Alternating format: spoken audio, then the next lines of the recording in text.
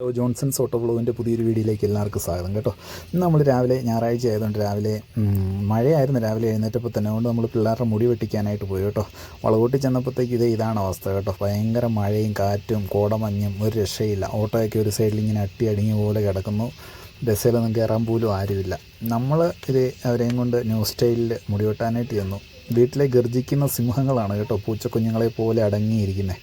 എന്തായാലും നമ്മൾ മുടിയൊക്കെ വെട്ടിയിട്ട് തിരിച്ചു പോന്നപ്പോഴത്തേക്കും മഴ ഒരു തോർച്ചയില്ല കേട്ടോ. രാവിലെ നല്ല വെയിലൊക്കെ തെളിഞ്ഞതായിരുന്നു, പക്ഷേ എന്തായാലും മഴ ഭയങ്കരമായിട്ട് അങ്ങോട്ട് ശക്തി പ്രാപിച്ചു. നല്ല മൂടൽമഞ്ഞും ഇങ്ങനെ നമ്മൾ വന്നുകൊണ്ടിരിക്കുക. വീട്ടിൽ വന്ന് കിടന്നുറങ്ങിയേക്കാമെന്നൊക്കെയുള്ള പ്ലാനിങ്ങിലാണ് വരുന്നത് കേട്ടോ. കാട്ടിൽ നിന്നുള്ള ചെളിവെള്ളം എല്ലാം ഒഴുകിയത് റോട്ടിലോട്ട് എത്തിക്കൊണ്ടിരിക്കുക കേട്ടോ. അങ്ങനെ നമ്മൾ വന്നുകൊണ്ടിരുന്നപ്പോൾ തന്നെ ബ്ലെസിമോൾ ജെറ്റ് പോലെ വരുന്നത് കണ്ട് അങ്ങ് ദൂരെ തന്നെ കണ്ടുകൊണ്ട് നമ്മളൊരു സൈഡിലോട്ട് ഒതുക്കി അങ്ങ് നിർത്തി. അതിങ്ങനെ വെള്ളമൊക്കെ ചീറ്റിച്ച് അത് ഷൂ എന്നും പറഞ്ഞ് അതങ്ങ് പോയി കേട്ടോ.